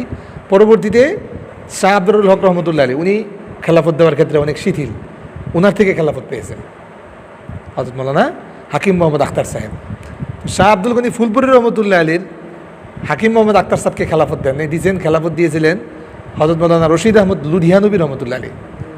এটা হচ্ছে পাকিস্তানের নাজিমাবাদ, করাচির একটা এলাকার নাম, ওইখানে ওনার 8% জায়গা ছিল। রশিদ আহমদ লুধিয়ানবী রহমতুল্লাহ আলী বলতেছেন, আমার 8% জায়গা, এটা আমি মাদ্রাসায় দিয়ে দিব, এটা আমি মাদ্রাসায় দিয়ে দিব। জমি যারা রেজিস্ট্রি করে, রেজিস্ট্রির অফিসার, এদেরকে ভূমি অফিসার, সাব রেজিস্ট্রার, এদেরকে নিয়ে এসো, আমি এখানে বসে সাইন করে দিয়ে দিব, এটা মাদ্রাসায় দান করে দিব, ওয়াকফের, এটা তোমার ওয়াকফের মধ্যে এটা দান করে দিব। তো উনি তো থাকেন হচ্ছে জমিনে, চলেন হচ্ছে জমিনে, আর কিন্তু মূলত থাকেন কোথায়? আরশ পাকে, আল্লাহ পাকের কাছে। তখন আপনার দলিল টলিল সব সাজায় গুছায়, সাব রেজিস্ট্রার সব নিয়ে আসছে, বড় বড় অফিসাররা আসছে, গাড়ি ভরে আসছে, ওনার কাছ থেকে এটা রেজিস্ট্রি করে নিয়ে যাবেন। আর এক পলক ওনাকে দেখবেন, এক পলক ওনাকে দেখবেন। তখন দলিল পেশ করছে, দলিল পেশ করে বলছে ইয়ে ক্যা হ্যাঁ, বলছে এটা কী জিনিস? বলছে হুজুর বলছিলেন যে এটা দিয়ে দিবেন মাদ্রাসা, এটা ওই দলিল, এখানে একটা সাইন করলে এটা দেওয়া হয়ে যাবে। সাইন হুজুরে তো বাস এটা বলছে, বাস কলম হুজুরের হাতে ধরাই দিছে কলম। হুজুরের তখন সম্পূর্ণ হুশওয়ালা ব্যক্তিত্ব, হাতে যে কলম দিছে, আল্লাহ, হাতে কলম দেওয়ার পরে হুজুরে নিয়ে বসে দিয়েছেন কলম, এখন তার সাইন করে না, অনেক সময় হয়ে গেছে। মানে সামনে আপনারা যে পরিমাণ মানুষের চেয়ে অনেক বেশি মানুষ শুধু হুজুরকে এক পলক দেখার জন্য আসছে। আপনারা তখন সব সেলিব্রিটি মার্কা, বুঝতে পারছেন না? যে হুজুরে সেলিব্রিটি আছে, ওই হুজুরে কাছে যাইবেন, আর যার কাছে মনে করে কোনো সেলিব্রিটি নাই, অথচ মাল তাদের কাছে। স্বর্ণ এটা জানান দিতে হয় না, আতরকে জানান দিতে হয় না আমি আতর, বুঝতে পারছেন না? আর যেটা ওই লাগানোর সাথে সাথে মনে করেন উড়িয়া চলে যাবে, ওইটারই আপনার মনে করেন ফুটপাতে বসে বসে ঘোষণা করতে হয় ইহা 1 নম্বর মেশকে আম্বর, ইহা হরিণের মৃগনাভি থেকে তৈরি হইয়া থাকে, বিশ্বাস না হইলে একটু লাগাইয়া দেখুন। এটা ওইখানে এটা লেকচার দিতে হয়, বুঝতে পারছেন না কথাটা? আর আমরা গেছিলাম ওই আপনার বাংলাদেশের যেখানে উৎপাদন হয়, রফিনগর, শ্রীমঙ্গলের সুজানগর যেখানে, ওইখানে গিয়েছিলাম আমরা। মানে ওই সমস্ত বাড়ি খুঁজে বের করে দেয় না, সিএনজি রিজার্ভ নিতে হয়েছে, বলতে বলতে বলতে বলতে গিয়ে বাইর করতে হয়েছে, ওই ঘরের ভিতরে গিয়া বাইর করতে হয়েছে। এতটুকু আতর 20,000 টাকা, এতটুকু আতর 20,000 টাকা, বুঝতে পারছেন না কথাটা? এই মানে আপনার মানে 1 আঙ্গুল সমান পরিমাণ যেটা এই শিশিটা, ওইটা আতর 20,000 টাকা নিয়ে আসছি আমরা, নিয়ে আসছি। এই হচ্ছে পরিস্থিতি। তো এটা এদের তো জিন্দিগিতে এরা আপনার কোনোভাবে অ্যাড দেয় না। এখন যাদের কাছে মাল আছে এরা তো কইতেছে যেহেতু ফেতনা বেশি চলে আসছে, অতএব এদের বয়ান রেকর্ড করাও নিষেধ, মানে কোনোভাবে ইউটিউবে বয়ান পাবেন না। এরকম একজন প্রখ্যাত ওলি, সুনামগঞ্জের সুদূর পাহাড়ি এলাকা পাদদেশ তাহেরপুরে হুজুর আসতেছেন আগামী 16, 17, 18 ইংরেজি, এই চলতি মাসের আগামী 16, 17, 18 ইংরেজিতে যাদের সম্ভব হয় তাহেরপুরে মাটিকাটায়, তারপরে বাদাঘাট মসজিদে, হ্যাঁ ওইখানে হুজুরে রাতের সারা রাত ব্যাপী আমল করবেন। ওইগুলিতে একটাতে বসলে ইনশাল্লাহ পরিবর্তন হয়ে যাবেন এরকম। আর ঢাকাতে অনেকেই আছেন, আমরা ওইগুলোর কাছে যাইতাম, মানে ওইগুলোর কাছেই আমরা যেতাম। কোনোভাবে কোনো বয়ান ইউটিউবে নাই, কোনো বয়ান নেটে নাই, মানে এইগুলো মানে পারস্পরিক কথা বলাও নিষেধ এইটা। তো এই জন্য মেরে মোহতারাম দোস্তার বুজুর্গের যেটা ওইটা নষ্ট হয়ে গেছে না। এই জন্য বলতেছিলাম যেটা, যে এই হযরত মাওলানা শাহ আব্দুল গনি ফুলপুরি রহমতুল্লাহ আলী উনি কলম নিতে বসে রয়েছেন, কারণ উনি তো এই ইতে নাই, আপনার ইয়েতে তো নাই, এই দুনিয়াতে তো নাই, উনি তো মূলত আছে আরশে। এখন আরশ থেকে সপ্তম আসমান থেকে ষষ্ঠ থেকে পঞ্চম নামতে হবে তো, বুঝতে পারছেন? মানে উনারা তো জিকির এবাদতের মধ্যে ব্যাঘাত ঘটানো হয়েছে, এটাই না এরকম। এখন নামতে তো হবে, নামতে তো সময় লাগে, কারণ অনেকক্ষণ হয়ে গেছে। পরে সাব রেজিস্ট্রার বলতেছে, মানে মনে হয়েছে সাব রেজিস্ট্রারের কাছে মনে হয়েছে হুজুরে মনে হয় যে দলিলের মায়া, জমিনের মায়ায় হুজুর জমিন এটা মাদ্রাসায় দিবে না, এরকম বলছে যে হুজুর যদি না দেন তাহলে কোনো সমস্যা নেই। একবার প্রথমবার বলছে, হুজুরে ওইগুলো শুনেই নেই। তারপরে আবার বলতেছে, একটু পরে আবার 10 মিনিট পরে বলতেছে, হুজুর আপনি যদি এটা নিয়ে কোনো লজ্জাবোধ করেন যে আমরা এতগুলো মানুষ আসছি, এগুলো গুছাই নিয়ে আসছি, এখন এদেরকে কী জবাব দেবো, হুজুর কোনো সমস্যা নেই, আমরা আপনাকে দেখছি, আমাদের সব হয়ে গেছে, আমরা এটা নিয়ে কোনো পেরেশানি করবো না, আমরা এরকম এখানে কোনো টাকা পয়সা কোনো কিছু লাগবে না হুজুর, এটা বলুন। তারপরে আবার বলতেছে, হুজুর এটা কিন্তু মামলার বা হামলার যদি কোনো ধরনের জটিলতা আপনার কাছে মনে হয় আমাদের কাছে খুলে বলতে পারেন। মানে প্রায় দীর্ঘ সময় হয়ে যাওয়ার পরে হুজুরে আশপাশের কয়েকজনকে বলতেছে যে ভাই মেয়ে তো মেরা নাম হি ভুল গেয়া, আমি তো আমার নামটাই ভুলে গেছি যে কী নামে সাইন করবো এখানে। আপনারা সুবহানাল্লাহ পড়লেন না? এটা তো কই আনিলাম, আমার কথা বুঝেননি আপনারা? মানে একজন মানে দুনিয়া থেকে যদি এইভাবে দুনিয়ায় থাকা অবস্থায় যদি জান্নাতের ঘ্রাণ পান, তার কি অবস্থা হইতে পারে এটা চিন্তা করেন আপনি, যদি আপনি এটা চিন্তা করেন। তো উনি বলতেছে যে ভাই আমি আমার নামটাই ভুলে গেছি, আমার নাম জানি কি। তার বলতেছে, হুজুর আপনার নাম আব্দুল গনি, ফুলপুর ওনার বাড়ি, এটা ফুলপুর পাকিস্তানের একটা এলাকা, ওইখানে ওনার বাড়ি। শাহ আব্দুল গনি, শাহ বলা হয় যারা কামিয়াব হয়েছেন আর কি, যারা এই লাইনে যারা কামিয়াব হন তাদের নামের শুরুতে শাহ লাগানো হয়, শাহ মানে বাদশাহ আর কি এটা। তো এই জন্য হজরতের পরে বললো যে আপনার নাম আব্দুল গনি, পরে হুজুরে আব্দুল গনি নামে বলে সাইন করে দিচ্ছে। এই হচ্ছে গিয়ে পরিস্থিতি। এই জন্য মেরে মোহতারাম দোস্তর বুজুর্গ, আমি আর আপনি এই কথা বলে আল্লাহ তাআলার কাছে পার পেতে পারবো না। আল্লাহ আমারে তো পাঠাইছেন দুনিয়াতে 2005 ইংরেজি শুনে, তখন ছিল মোবাইলের যুগ, আমি খালি সারাদিন বসে মোবাইল দেখছি। আল্লাহ আমার যখন পাঠাইছিলেন তখন ছিল ক্রিকেটময় আর ফুটবলময় যুগ, এই জন্য আমি ক্রিকেটার ফুটবল খেলার মধ্যে ব্যস্ত ছিলাম। আল্লাহ আমার যখন পাঠাইছেন তখন শুধু সব উলঙ্গপনা আর অর্ধ উলঙ্গপনার যুগ, খালি বেডের রাস্তার মধ্যে বেরোতো। এই কথা বইলে আমরা পার পাইতে পারবো না। বুঝতে পারছেন না কথাটা? কথা বুঝাইতে পারছি কথা? এই কথা বইলা যে আপনি দুনিয়ার সব কিছু চিনতে পারছেন। ওই ছেলেটা কই যে কাউসারে যে ভাগনা, কেন কোথায় গেছে? ও যাই হোক, তো ও পিচ্ছি একটা মানুষ। আমি একবার টায়ার পরে হুন্ডা গিয়ে অ্যাক্সিডেন্ট করছিলাম, বিশাল একবারে পাতো দেশে। ও দেখি ওর বিশিষ্ট হুন্ডা দিয়ে ওখানে দৌড়া। তারপরে মনে করেন এরকম পিচ্ছি পিচ্ছি মানুষকে কত দূর দেশে দিয়ে দেয় লেখাপড়া করতে দুনিয়ার জন্য। বড় ইংল্যান্ডে যাবে, এরকম রোমানিয়া যাবে, এরকম আমেরিকায় যাবে, কানাডা যাবে, সেটার জন্য পাঠাই দেয়। তো আল্লাহ পাককে কোনো পাইতে হবে এটা নিয়ে কোনো ফিকিরই নেই। বুঝতে পারছেন না? আল্লাহ পাক তো আপনাকে এই মেধা দিয়ে দেয় নেই যে তুমি 5 তলা বাড়ি করবা। মেধাটা মূলত দিয়েছিলেন আল্লাহ পাককে পাওয়ার জন্য। কিন্তু আপনি এখান থেকে 3 তলা 2 তলা 3 তলা 4 তলা কেমনে করবেন, এই সব মেধা জুগাইলেন। কিন্তু বাস ওইটার ক্ষেত্রে এই যুগ যে ডাকাতের যুগ, এই কোনো অজুহাত আনলেন না। এই যুগ এটা আপনার জিনিসপত্র লুটপাট হওয়ার যুগ, হ্যাঁ, এইটার কোনো অজুহাত আনলেন না। কিন্তু আল্লাহ পাককে পাওয়ার ক্ষেত্রে আপনি এটা অজুহাত নিয়ে আসছেন। বুঝতে পারছেন না কথাটা? এই জন্য মেরে মোহতারাম দোস্তর বুজুর্গ মূলত যেটা বলতেছিলাম, এই মজলিসগুলো মূলত বেশি জরুরি আমাদের জন্য। আর আপনাদের জন্য তো কী পরিমাণ জরুরি, এটা তো পানি যেরকম, মানে মাছ যেরকম পানি ছাড়া থাকতে পারে না, আপনারা তো এটা ছাড়া থাকতেই পারবেন না। অন্তত আমাদেরকে সর্বোচ্চ পর্যায়ের মানে ফরমালিন দিতে পারে। ফরমালিন জিনিসটা তো খারাপ না, এটা একটা মানে খারাপ আমাদের দেশে, মানে মাছকে বাঁচানোর জন্য বা বিভিন্ন খাদ্যকে বাঁচানোর জন্য মানে মাত্রাতিরিক্ত পর্যায়ের মানে মেডিসিন যেটা দেয় আর কি ফরমালিনটা।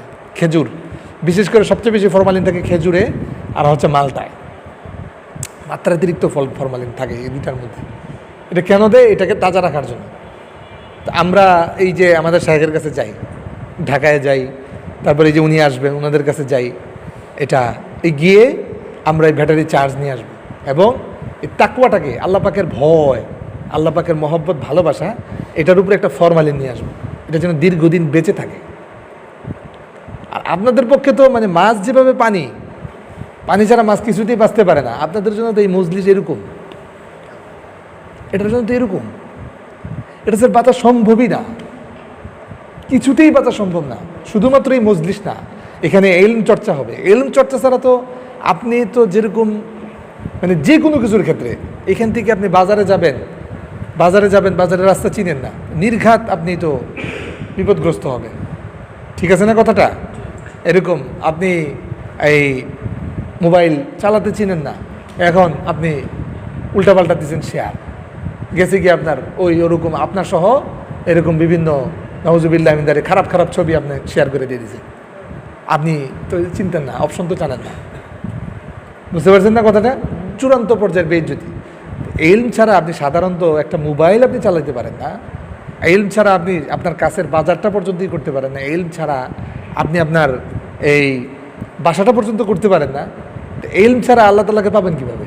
এবং এলম ছাড়া যে মজলিসগুলো চলে, যে আমাদের এই মজলিস, এটা যদি এলম ছাড়া চলে, আল্লাহ পাকের জ্ঞান ছাড়া চলে, এটা হবে গুমরাহির কারণ। যেই জায়গায় তবলিগের দেখবেন গুমরাহি, তবলিগের মারামারি, দেখবেন ওইখানে যে সমস্ত ব্যক্তিরা একটারও পরিপক্ক কোনো এলম নাই, ওগুলি করে মারামারি। যেগুলো দেখবেন ভণ্ড পীর, ওগুলো দেখবেন একটারও কোনো পরিপক্ক এলম নাই, কোরআন হাদিসের সাথে কোনো ধরনের কোনো সম্পর্ক নাই, কোনো প্রকার কোনো সম্পর্ক নেই। বুঝতে পারছেন না? তবলিগ বলেন, এই অনুরূপভাবে মাদ্রাসা, অনুরূপভাবে কি সুনামগঞ্জের মাদ্রাসাগুলো উন্নতি হয় না কেন? এটা মানে যারা মানে ড্রাইভার, হর্তাকর্তা, এদের তো এলম না, এরা চায় না যে এখন যদি মানে আপনার আমার চেয়ে বড় কেউকে আনি তাহলে আমি এখানে থাকতে পারবো না, এটা সহজ হিসাব। বুঝতে পারছেন? আমরা কার কাছে পড়ছি? হযরত মাওলানা বর্তমান বেফাকের আমাদের যে বোর্ড, যেটা বেফাকুল মাদারিসিল আরাবিয়ার মহাসচিব মাহফুজুল হক সাহেবের কাছে আমরা নিচের ক্লাসে পড়ছি। বর্তমানে কারাগারে আছেন মাওলানা মামুনুল হক সাহেব, ওনার কাছে আমরা নিচের ক্লাস পড়ছি, নিচের ক্লাস, এদের কাছে পড়ছি। এদের যে কী পরিমাণ এলম, আল্লাহ আকবার! এরা হচ্ছে ওই মাদ্রাসার মানে আপনার হর্তাকর্তা, এরা চানই মাদ্রাসাটা উন্নতি হোক। বুঝতে পারছেন না? কারণ যাকে আনবে উনি তো ভালো করে পড়াশোনা করে জীবনে বড় হয়েছে, তো ওইখান থেকে গুমরাহি ছড়াবে না, ওইখান থেকে গুমরাহি ছড়াবে না। যেই কোনো জিনিস। অতএব আপনাদের এলম চর্চা প্রত্যেকেই ভালো করে, আপনি 10 মিনিট পড়েন না, 10টা মিনিটে আপনি পড়েন, অথবা আমার 5টা মিনিট সময় দেন, অথবা আপনি সব বাদ, আপনি আমার বলেন 1 মিনিট পড়েন। 1 মিনিটের মাদ্রাসা হযরত মাওলানা আবরারুল হক রহমতুল্লাহ আলাইহি একটা বই লেখছেন, 1 মিনিট, ওটা পড়তে 1 মিনিটই লাগে, ওটা পড়তে 1 মিনিটই লাগে। আপনি ওই 1 মিনিটই ওটা পড়েন। আপনি 24টা ঘন্টা 1টা মিনিট আমাকে সময় দেন, আপনি এটা পড়েন, ওইটা থেকে আপনি এলম শিখেন। এলম শিখে আপনি এলম নিজের জীবনে ফিট করেন। এলম তো এটা মানে আপনার পেশা বা চর্চার কোনো বিষয় না, এটা মূলত ফিট করার জিন্দেগি, ফিট করার বিষয় এটা। তো আপনার সেই হিসাবে ওটা আপনি ফিট করেন, এবং এটার জন্য বারবার যেতে হয়, আমাদের কাছে আসেন। এবং ওই এলম সাথে আমল এবং তাকওয়া, এটা যে বাঁচিয়ে রাখতে হবে। ওই তাকওয়ার যারা বিশিষ্ট মাস্টার আছেন, অর্থাৎ যাদেরকে আমরা পীর বুজুর্গ নামে চিনি, অলি আউলিয়া নামে যাদেরকে চিনি, যাদের কাছে গেলে অটোমেটিকলি অন্তরের ভিতরে পরিবর্তন হয়, তাদের কাছে গেলে অটোমেটিকলি আল্লাহ পাকের মহব্বত বাড়তে থাকে, এরকম ব্যক্তিদের কাছে। এবং এক কথায় বলা যেতে পারে তার মাথা থেকে নিয়ে পা পর্যন্ত কোনো গুনাহ নাই। আপনি তার পর্দার আড়াল, পর্দার বাহির যেই জিন্দিগিতে দেখছেন, ওই জিন্দিগিতে কোনো গুনাহ নাই। উনি ওনার পাশের জনকে 5 লাখ টাকা হাদিয়ে দিয়েছেন, উনি কইতেছে আলহামদুলিল্লাহ, আমার না দিয়েছে আমি বাঁচছি। বুঝতে পারছেন না? ওনার মনোভাব এরকম। আর উনি যদি এরকম মুখকে গুমরা করেন, তারে দিয়ে দিল আমারে দিল না, এর সাথে কোনো কথা নেই। বুঝতে পারছেন না কথাটা? তাহলে বুঝতে হবে ওনার অন্তরে ভেজাল আছে। এরকম এক কথায় মানে মনে করেন ওনার ছোটোখাটো কোনো গুনাহ ধরতে গেলে হয় না, এবং এই আপনার ছোটোখাটো কোনো নেক আমলও ছুটে না। এরকম যেটা আছে, এই সমস্ত ব্যক্তিদের কাছে বারবার যাওয়া, গেলে আপনার এলম, আমল, আখলাক এবং আপনার এই হেদায়েতগুলো বাড়তে থাকবে। আপনারা বিভিন্ন জায়গায়, বিভিন্ন আরও অনেক মজলিসে আপনারা যান, নাম নিলাম না, আপনারা ইঙ্গিতমূলকভাবে বুঝবেন ওখানে গেলে আপনাদের ফায়দা হয় না কেন। তাদের পর্দার আড়ালের জিন্দিগি, পর্দার বাইরের জিন্দিগি এক না, এবং তাদের ভিতরে ওই পরিমাণে এলম নাই, এবং ওইটা তাদের ওই আমল, ওইটা তাদের উপরে ফিট নাই, ওটা তাদের ফিট নেই, যার ফলে এরকম কাজ হচ্ছে না। এই জন্য বিশেষ করে আমি ব্যক্তিগতভাবে সকলের কাছে দোয়া চাই, আল্লাহ পাক যেন আমাকে সব ধরনের গুনাহ থেকে হেফাজত করেন, সকলে বলেন আমিন। এবং আমাদের এই মজলিসে যারা আসছে, আল্লাহ পাক যেন সবাইকে মাফ করে দেন, সকলে বলেন আমিন। তো যেটা বলতেছিলাম যে ওইভাবে প্রত্যেক মানে হযরত মাওলানা থানভী রহমতুল্লাহ আলাইহি যিনি পীর ছিলেন, আমাদের উপমহাদেশের প্রায় সমস্ত আপনার পীরের পীর, যার উপাধি হচ্ছে সাইয়্যিদুত তায়েফা, হযরত মাওলানা হাজী এমদাদুল্লাহ মুহাজির মক্কি রহমতুল্লাহ আলাইহি। হযরতের উপদেশের প্রথম উপদেশ, কেউ যদি আল্লাহ পাককে পেতে চায়, তার জন্য প্রত্যেক সপ্তাহে একবারের জন্য হলেও প্রত্যেক সপ্তাহে কমপক্ষে তিনি এই বড় বড় বুজুর্গদের অলিয়া উলিয়াদের কাছে যাবেন। যদি তাদের কোনো বয়ান নাও শোনা হয়, চুপচাপ গিয়ে তাদের কাছে বসে থাকবেন। এদিকে আসেন। অলিয়া উলিয়াদের কাছে যাবেন গিয়ে, কারণ ওদের মজলিসগুলোই নূরে নূরান্বিত। বুঝতে পারছেন না কথাটা? এরকম মানে সেলিব্রিটি মার্কা বক্তা না, সেলিব্রিটি মার্কা কি না, বক্তা না। বক্তা আজকে কেন মানে কাজ হচ্ছে না এই জন্য ওনারা এলম শিখছেন। কি শিখছেন? এলম শিখছেন। এলম শিখে সেই অনুযায়ী নিজেদের জিন্দিগির কোনো নেকামল নাই, এবং এই বক্তব্য যেটা দিতেছেন এটা হচ্ছে তার পেশা। আল্লাহ পাক তাকে একটা সুর দিয়েছেন, তার ভাষার সৌন্দর্যতা দিয়েছেন, তার এরকম কথার স্পিরিট দিয়েছেন, এরকম তিনি মুহূর্তের মধ্যে কাঁদাতে পারেন, হাসাতে পারেন, একটা যোগ্যতা আল্লাহ পাক তাকে দিয়েছেন। এটার জন্য উনি প্র্যাকটিস করছেন। আপনারা খেলার জন্য, ওই যে ভাই যে গেল, ভাইয়ের ভাই খেলার জন্য খুব প্র্যাকটিস করতেছে না, উনি এটার জন্য খুব প্র্যাকটিস করছেন। উনি আয়নার সামনে বসে একবার এমনি ধরে, আরেকবার এমনি করে মেকআপ টেকআপ করে বাস বসতেন, বুঝে এটার জন্য খুব প্র্যাকটিস করছেন। তো এইভাবে উনি এই যে চিৎকার যে দেন, এটা ওনার পেশা। যেরকম ওই আপনার রাস্তার পাশের যে বাইদ্যা সাপের খেলা দেখানোর সময় মিলিয়ে কথা বলে, সুর দিয়ে কথা বলে, মানে হুবাহু এটাই মনে করতে পারেন উনি যা শুধুমাত্র একটা ধর্মীয় আবরণে উনি ওখানে বইসা এরকম করতেছেন। এটা হচ্ছে ওনার পেশা। উনি এটা দিয়ে প্রত্যেক রাতের কমপক্ষে 50,000 টাকা ইনকাম করেন। আর ওনার বাস্তব জীবন কি? বাস্তব জীবন কোরআন এবং হাদিস থেকে আলাদা। ওনার বাস্তব জীবন কি? কোরআন এবং হাদিস থেকে আলাদা। মানে অধিকাংশ ইল্লা মাশাআল্লাহ তো থাকবেই, ইল্লা মাশাল্লাহ থাকবেই, বরুণা শেখ সাহেবের মতো মানুষ, অলিপুরের মতো মানুষ থাকবে। এগুলো না হলে তো দুনিয়া কেমন হয়ে যাবে, দুনিয়ার সাথে সাথে আল্লাহ তাআলা ধ্বংস করে দেবেন। এই তো এই অধিকাংশের অবস্থা হচ্ছে এটা, যে আপনার এই সুর মুর দিবে, এই করবে সেই করবে, এটা হচ্ছে মূলত ওনার পেশা, এটা ওনার পেশা। আর ওনার বাস্তব জীবন যেটা, অথচ না হয় উনি হইতেছিলেন সবচেয়ে বড় আল্লাহওয়ালা মুত্তাকি পরহেজগার, কিন্তু ওনাকে 1000 টাকা কম দিলে উনি তো এরকম ওখান থেকে উঠেনি না। ওনাকে 30,000 টাকা বাজেট করে আনা হয়েছে, বিকাশে অগ্রিম 15,000 টাকা পাঠানো হয়েছে, এখন 15,000 টাকা নাই ওদের কাছে, খুব কষ্ট করে 14,000 মিলিয়েছেন, এখন আপনার 1,000 টাকা দিতে পারছে না, বাস কোনোভাবে উঠা উঠিনি, দিতেই হবে, কোনোভাবে যাওয়া যায়নি এরকম। বা অনেকে তো এই ভেজাল হয় দেখে বাস স্টেজে উঠার আগে আগে টাকা দাও, পরে আমি ঘন্টা কাটায় দেখে আমি গরিব টাইম যেটা বয়ান করবো, তোমার কোনো টেনশন থাকবে না। বুঝতে পেরেছেন না কথাটা? এই হচ্ছে, এই জন্য মনে করেন কোনো প্রকার কোনো ফায়দা হচ্ছে না। এই জন্য এখন আপনাকে, আপনি আল্লাহ পাকের কাছে এই অজুহাতে দিতে পারবেন, আল্লাহ এরকম কতগুলো এরকম দুনিয়া লোভী বক্তা আমাদের কাছে আসছিল, আমরা কোনো ফায়দা টায়দা হয় নাই, আমরা কী করতাম?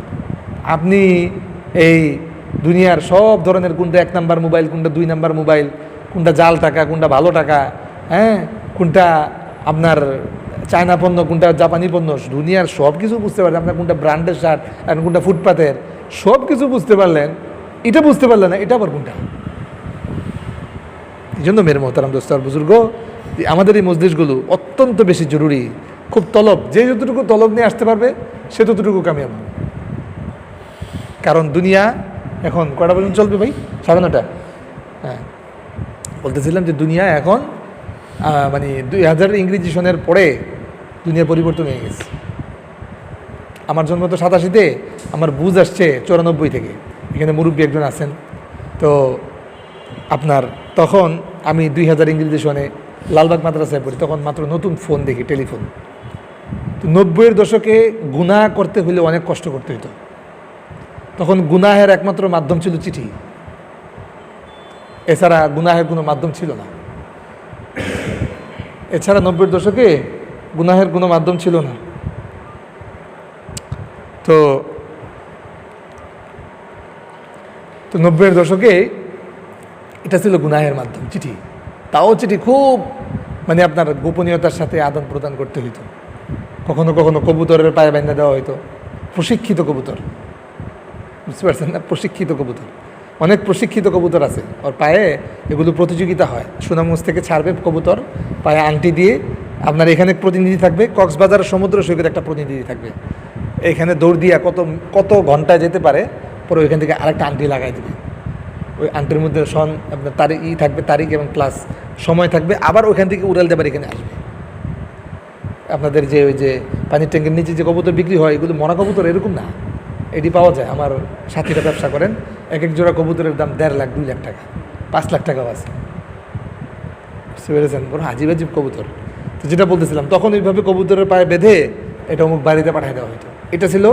বা এরকম পিয়ন, নাউজুবিল্লাহ আহমেদাল, ওই যে কুকুরের স্বভাব, যে একটা লোকে কইরা মজা পায়, একটা দীক্ষা মজা পায়, ওই এরকম পিয়ন দিয়া এরকম পাঠাই দিত, পরে চিঠি পাঠাইত। এটা 90 থেকে 2000 পর্যন্ত আমরা এটা দেখছি। তখন এরপরে গুনাহের আর একটা প্রভাব শুরু হলো, যে সাপ্তাহিক ছবি এটা আসতো, সাপ্তাহিক ছবি মুক্তি পাইতো। এক একটা হল ছিল, সুনামগঞ্জে একটা হল ছিল।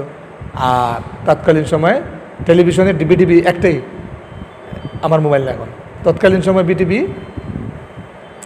হ্যাঁ বিটিভি ছিল একমাত্র চ্যানেল। ওইটার মধ্যে মেন্টিনার লারা দিয়া, আপনারা তো এগুলো দেখেন নেই, হ্যাঁ বসেন একটু বসেন, কষ্ট হইতেছে।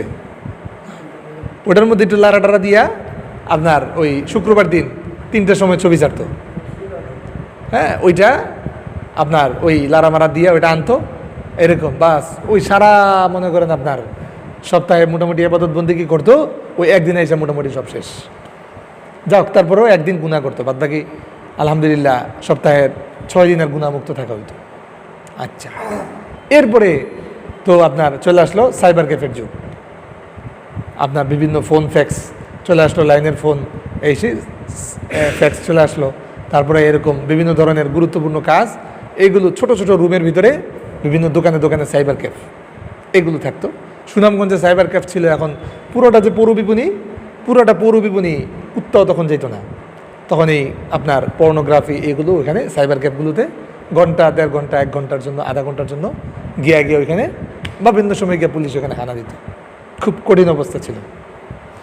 এটা ছিল আপনার একটা অবস্থা। এরপরে তো 2001-এ চলে আসলো মোবাইল। তখন খুব দ্রুত ভিত্তিতে, মানে যেখানে আগে সম্পর্ক করতে হলে মাস 2, 3, 4, 5 লাগতো, মানে একবার দেখা করার কথা বলতে হইতে, কথা বলার জন্য একটু তুমি কেমন আছো এটা বলার জন্য, সেখানে পরে চলে আসলো এই বাটন ফোন, বাটন সেট চলে আসলো, সিটি সেল আপনার, বাস চলে আসলো ওই বাস এক হ্যালোতে 1 মিনিটে কেটে যেত, 1 হ্যালোতে কেটে যেত 12 টাকা 10 টাকা এরকম, বাস।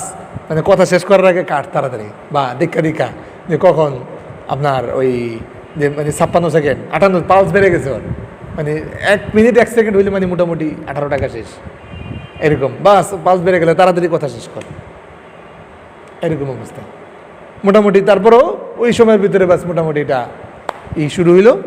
পরে 2005 থেকে তো আস্তে আস্তে ফেসবুক আমদানি শুরু হলো, ইউটিউব, তারপরে গুগল, এগুলো আস্তে আস্তে আস্তে আসা শুরু হলো।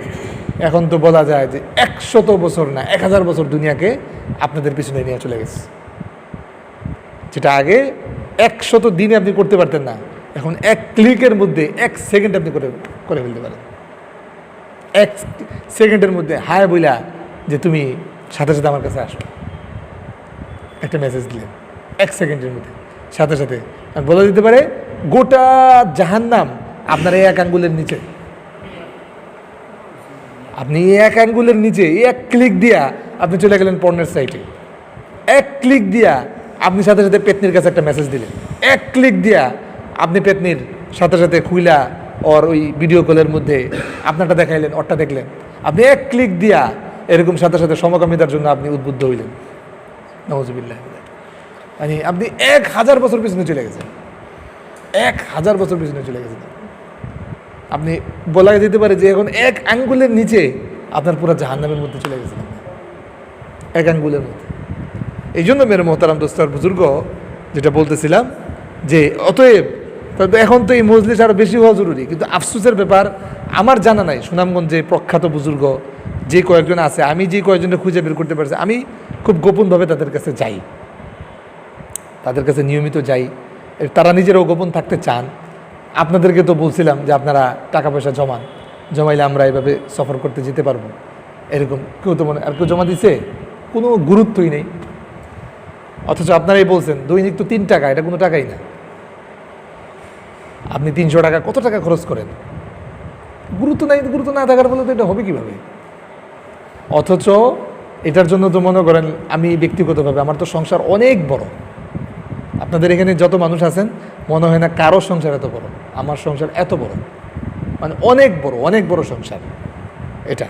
তো আমি ব্যক্তিগতভাবে এত বড় সংসার হওয়ার পরেও আমি খুব কিতাবের পোকা ছিলাম, মানে যে পড়ার জন্য খুব পড়ার প্রিয় ছিলাম। মানে ঘন প্রত্যেক মাস ভিত্তিক কিতাব কিনতাম। আমার বাসায় অনেক আলমারি ভরা কিতাব, প্রচুর কিতাব পড়ার জন্য বারবার পড়ি আলহামদুলিল্লাহ। কিন্তু এখন তো মনে করেন ওইভাবে সুযোগ হয় না, ব্যবসা করি এটা। কিন্তু ওই কাজে অনেকটা ভাটা পড়ছে কিতাব কেনার ক্ষেত্রে, কারণ এখন দেখছি কিতাব কিনে রাখি কিন্তু ওই ব্যস্ততার কারণে পড়তে পারি না। এটা একটা দোষ। কিতাব কিনা আগ্রহ আছে, না পড়া এটা একটা দোষ। এখন কি করি, যার কাছে গুরুত্বপূর্ণ কিতাব দেখলে ওরে নাম লিখে ওর কাছে একটা ধার নেই, দিন ভিত্তিক ধার নেই। তা আপনি এতদিনের জন্য কিতাবটা দেন, এতদিনের জন্য দেন, আমি এতদিনের মধ্যে পরে এটা আপনাকে পৌঁছে দেবো। গুরুত্ব আর যদি নষ্ট হয় এটা আমি একটা কিনে দিব। তো ওইভাবে যত্ন করে রাখি। আলহামদুলিল্লাহ একে মনে করেন পড়া শেষ করতেছি। হাইবারও একটা কিতাব আমার কাছে আছে, গুরুত্বপূর্ণ একটা কিতাব আছে এটা। তো এই জন্য এরকম তো এইটাও ভাটা পড়ছে, কিন্তু আলহামদুলিল্লাহ, কারণ এটা ভাটা পড়লে মারা যাব। সেটা কি? বুজুর্গদের কাছে যাওয়া।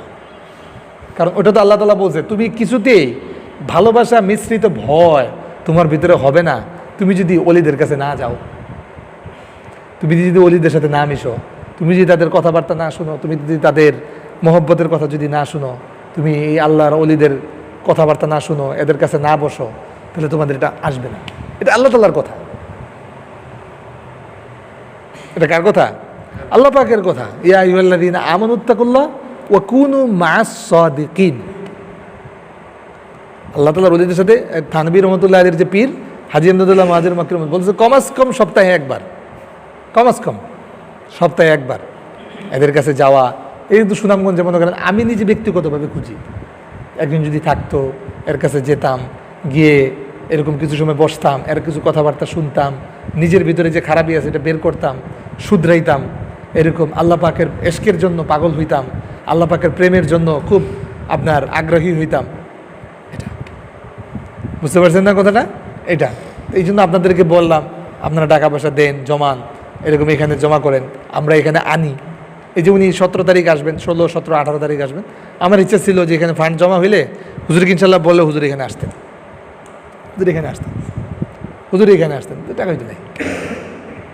এই জন্য মেরে মোহতারাম দোস্ত আর বুজুর্গ, এটা খুব খেয়াল রাখা চাই যে কথা ভাঙ্গা ভাঙ্গা অনেক কথা বলে ফেললাম, যে এই জন্য আপনারা এটা খুব খেয়াল রাখেন যে আমরা যে কাজগুলো করতেছি এটা তো ভাই যে তাহলে বোঝা গেল অন্যান্য যে সমস্ত মজলিস আছে গেলাম, শুনলাম, কিছু টাকাটা পেশ করা হইলো, এই কিছু কিছু করলাম, আবার গুনার জায়গায় গুনাও করলাম।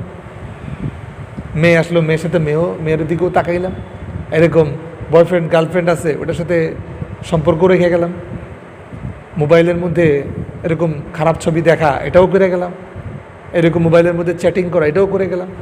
তো আপনার এটা হচ্ছে ওই যে বলছিলাম যে মুড়ির যে ব্যবসায়ী, আপনি সকালবেলা আপনার সারাদিন মুড়ি নিয়ে গেছেন এরকম বেলা, বা ওটা বলতে পারেন এখানে তো মাছ ভিত্তিক অঞ্চল, সারা রাত ব্যবসা করছে, মাছ ধরছেন, মাছের ডুলি হচ্ছে ফাঁকা, মাছের ডুলি যেটার মধ্যে যে পাত্রে মাছ রাখছেন সেটা তো তলা দিয়ে ফাঁকা, সারা রাত্রের মাছ বাস টপ টপ করে পড়ে সব আবার ছুটে গিয়েছে।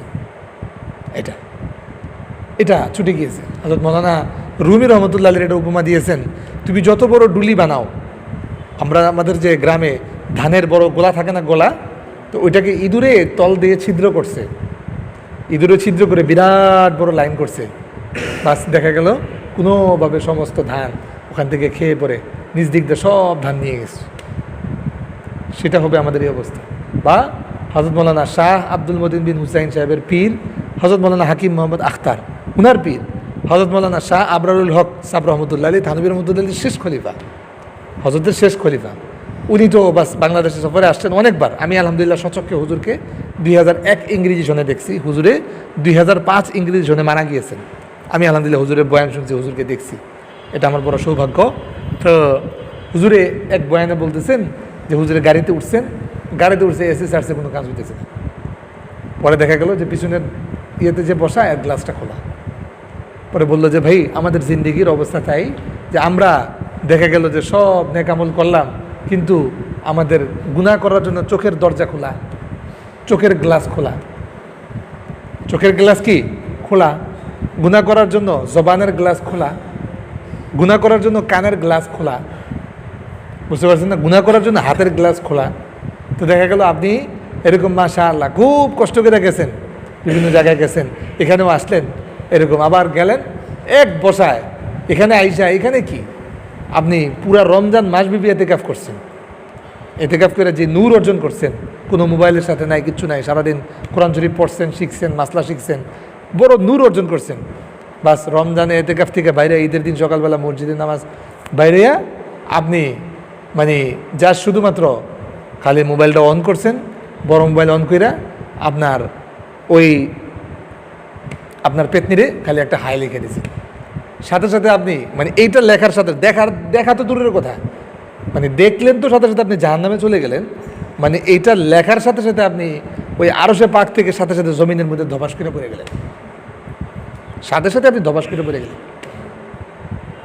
বুঝতে পারছেন না কথাটা? এই জন্য মেরে মোহতারাম দোস্তার বুজুর্গ, এই মজলিসগুলো এতটাই জরুরি, অনেক বেশি জরুরি। এই জন্য বলতেছিলাম যে এখানে কষ্ট করে আসতে হবে, এখানের কি কি কথাবার্তা, এখানের কি কি আবেদন, এখানের কি কি কাজ, এখানের কি কি কর্মশালা, এখানের কি কি আপনার কর্মসূচি, এই জিনিসগুলোকে নিজেদের ভিতরে নিয়ে একটু আগানোর চেষ্টা করি। আমরা তো এখন তো কাজ শুরুই করতে পারি, বুঝতে পারছেন না? আমরা তো এটা মজলিসটা অন্যদিন একটা শিফট করা, ওইখানে আমরা অন্তত মাসভিত্তিক হোক, আপনাদেরকে মেহমানদারি করাবো ইনশাল্লাহ, মাসভিত্তিক হোক, সারা রাত্র থাকা, সারা রাত্র থেকে জিকির করা, ইবাদত বন্দিগি করা, এরকম সবক আদান প্রদান করা, কে কোন অবস্থায় আছেন এটা আদান প্রদান করা, এটা মানে এক একজনকে বলি যে আপনি চিঠি লিখে পাঠান, সময় নেই, দুনিয়ার সব কাজ করার সময় আছে, সময় নেই। এরকম আপনাদেরকে বললাম যে এই সুযোগ তো আর শেষ, আপনাদের এটা কেটে গেছে, এখন শুধু পড়া শেখাবো, আর এখন আমার আর শোনার সময় নেই। লিমনকে লিমন,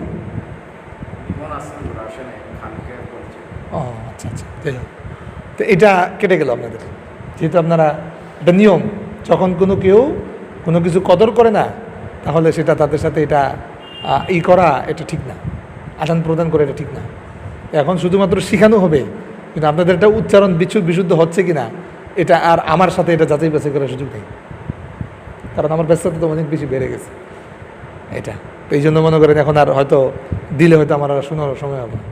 সাইফুল ভাই দিছে আর লিমনে দিছে, দুজন দিছে, ঠিক আছে না? আপনি দিয়েছিলেন, সাইফুল ভাই দিছে আর লিমনে দিছে, এই দুজন দিছে পড়া। এই জন্য এটা তো খুব আফসোসের ব্যাপার, অনেক আফসোসের ব্যাপার এটা। এই জন্য মেয়ের মোহতারাম দুস্তার বুজুর্গ, এটা টাকা পয়সাও দেখেন, মাত্র তো আমরা 3 টাকা করে চাইছি একদিনে, এটা দেখেন। আর ইনশাল্লাহ যতদিন আল্লাহ তাআলা পছন্দ করেন মসজিদ থাকবে, আর আল্লাহ পাক যদি অপছন্দ করেন, আমাদের বিশেষ করে যে কারো কোনো বদ কাজের দ্বারা হইতে পারে মসজিদ সেটা বন্ধ হয়ে যেতে পারে। চতুর্দিকে শত্রু লাগানো, চতুর্দিকে চাচ্ছে মসজিদ সেটা বন্ধ হয়ে যাক, যে কোনো একটা সুতা পাইলে মসজিদ বন্ধ করে দেওয়া।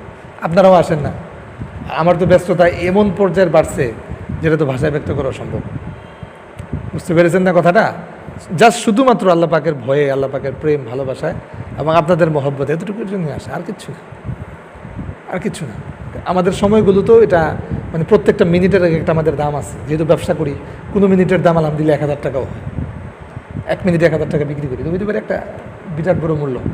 সব কাজ ফেলে এরকম, আর বর্তমানে সবচেয়ে জমজমার ব্যবসা তাবিজ ব্যবসা, তাবিজ দেখলেও মনে করেন বহুত টাকা পাইতাম, সব কিছু ফাইলাইয়া মনে করেন আপনাদের মহব্বতে আসছে, আর আপনারা নাই, আপনারা নাই। খুব দুঃখজনক ঘটনা। এই জন্য ইনশাল্লাহ মসজিদ সেখানেই, আজকে ইনশাল্লাহ এখানেই রইল। এখন জিকির হবে, মুরাকাবা হবে। আল্লাহ পাক যেন আমাদের সকলকে কবুল করেন। যে ভাঙ্গা ভাঙ্গা যে কথাগুলো বললাম, বিশেষ করে অলিদের 2 জন অলির ঘটনা শোনাইছি, আর যেটা বললাম যে খুব বেশি থেকে বেশি যে আমার যেখানে আমি সন্ধান পাই, আমার জানা মতো সুনামগঞ্জে যারা আছেন, আপনি আমাকে সন্ধান দিয়েন, আমার জানা নাই, আমি যে কজনকে জানি তাদের কাছে তো আমি যাই।